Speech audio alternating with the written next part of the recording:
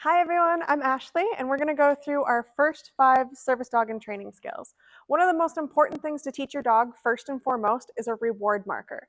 Some of you may be familiar with clicker training, where you click, treat. That's one way to do it. For us, we always lose those clickers, so we don't want to keep track of it. Instead, we can use our voice. And using our voice, we're going to say, yes, treat your dog. Yes, treat your dog. Do this about 10 to 20 times so that your dog builds value in that word. We call it charging the reward marker. Now, every time my dog does something right, I'm going to say yes and give that reward. Let's say, for example, you don't have food. We've run out, we forgot our treat bag.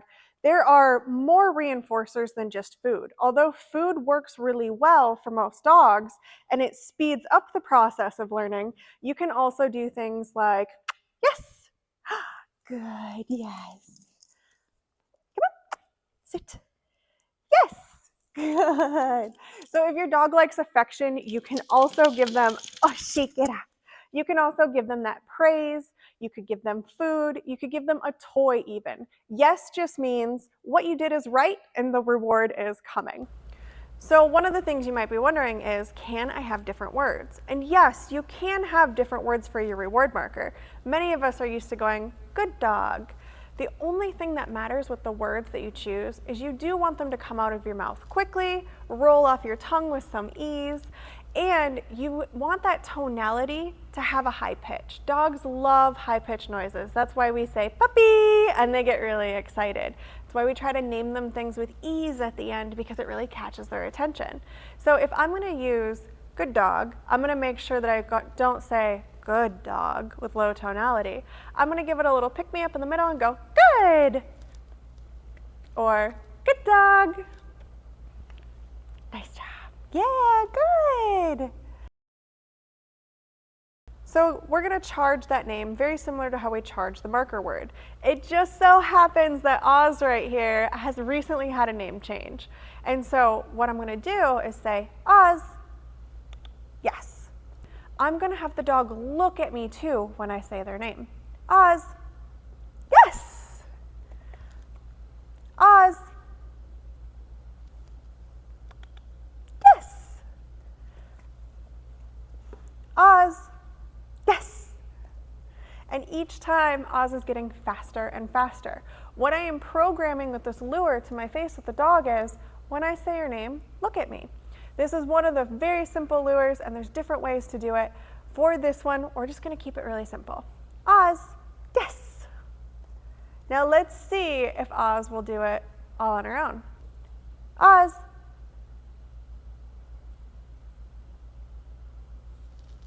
yes. Yeah. Good job. One of the first things we'd really like you to work on with your dog is settling for long periods of time. I cannot stress enough how important it is for young dogs or dogs in transition to learn to actually settle. This can be done with your other exercises like name recognition, as well as reward marker, by setting a place out, something as simple as a towel or a blanket, yes. Seeing if your dog will first sit, yes. Eventually, being here, your dog is going to wear out. Sit is not something that's super natural to them, and they'll lie down. You'll capture this and begin to reward it. As long as your dog stays lying down and looking at you, you can continue to reward this. In fact, anytime your dog lies down and settles on their own, a method you can use is called capturing. Good job. In capturing, you're going to capture that dog's behavior the moment they do it, the moment they lay down. You're going to say, yes, good dog, and praise them and give them a treat if you have that available. Yes. Now, Oz herself actually knows how to lie down, but that method that I used to get her to lie down was a lure to bring her down on the towel. Dogs have a very, very strong sense of smell, so they will follow that scent if the treat is valuable enough and move with their body with that scent. Yes. And all I'm going to ask Oz to do for these long periods of settle with intermittent treats or their meal is I'm going to reward the dog just for staying here and settling. When I want them to move or I want them to get up, they can do so with me in the beginning, but I'm going to give them a word for that. Something like okay, break, or free. Okay. Yes, good job. Penny here is going to show us what's possible in the future. Penny, place.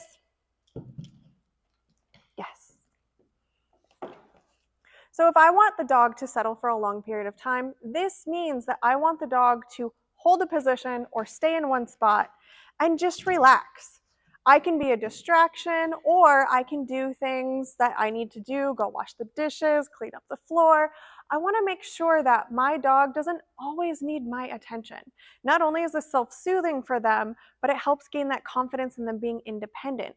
Your service dog will always be with you, but things like restaurants and so forth, there are going to be a lot of times where they're not working, they're not settling. Teaching your dog to actually calm down and settle is such a fantastic skill. If they're constantly moving, constantly on the go, and in a high intensity mindset, well, then we don't have an off switch. And that dog doesn't actually settle in public places like they need to. A lot of service dogs, if not all of the service dogs you see in public, are very calm demeanored, and it starts here. So an elevated place is one that can be easier for a dog to hold. You may not have access to something like this at home, but if you do have a raised bed, this is a fantastic way to help them out with this training too.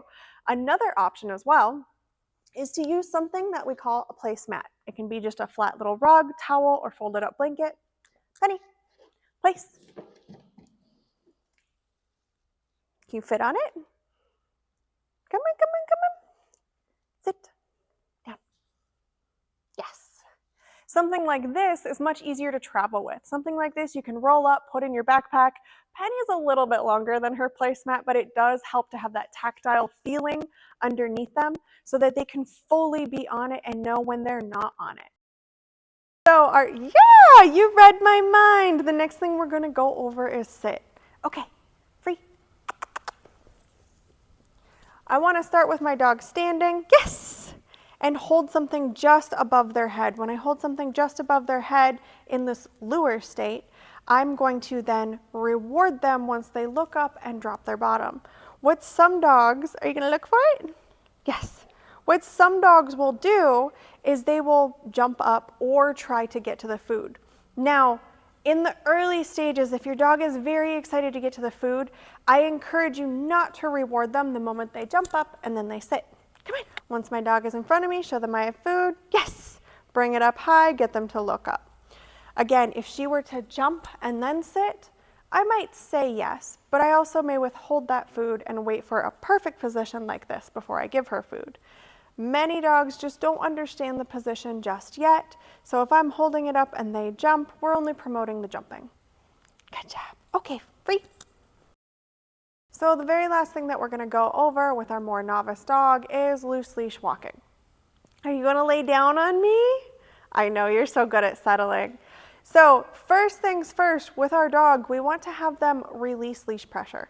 It is a dog's instinct to actually fight against leash pressure, push into it. When they feel that pressure on their collar, when we're over here, they're going to push into that pressure.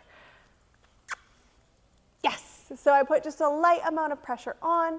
Once the dog releases it, comes to me, I'm going to have them treated right there. I want to show them that if you feel that and you come to me, that we're going to release it.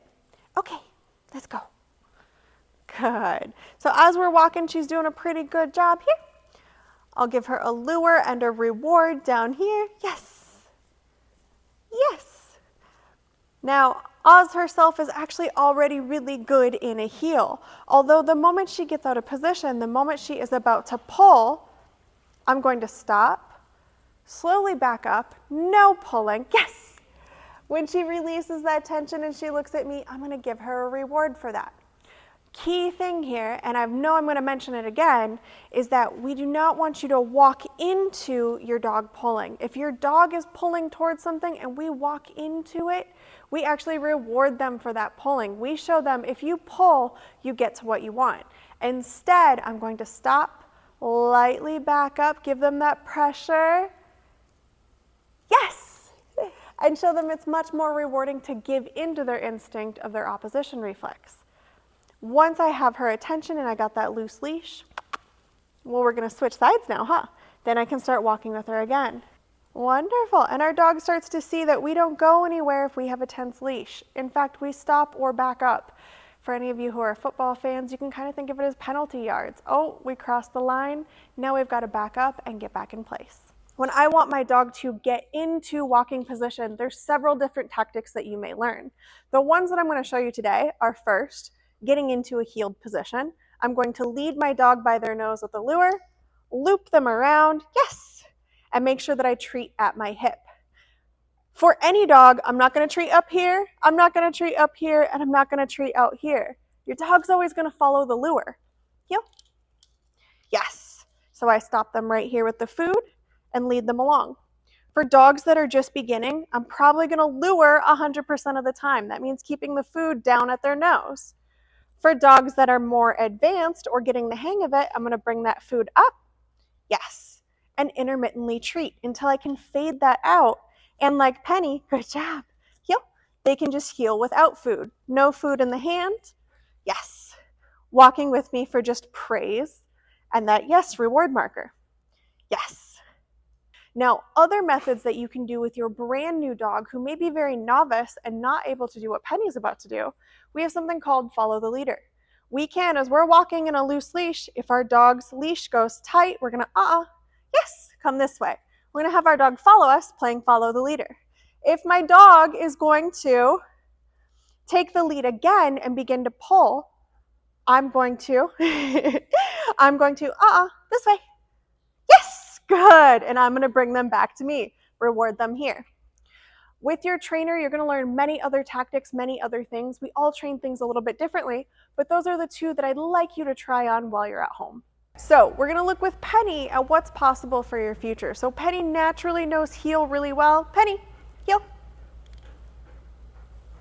Yes, let's go. Show you a little bit of that heel with her. Yes, come on. Good. Heel. Yes, good job. But if I want her on the other side, my right side, that is going to be side. Side. Yes. Good. So in the end, if you want them to cross, we're going to teach you guys to have them cross in the back so they stay out of your way.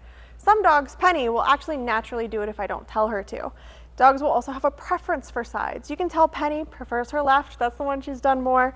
Side is the one that she hasn't used very often, but she's more than happy to go there. So again, you will master one, introduce the other, and have different scenarios in which you need your dog to either block or avoid things and so forth. So Penny, say thank you. Yeah, thank you.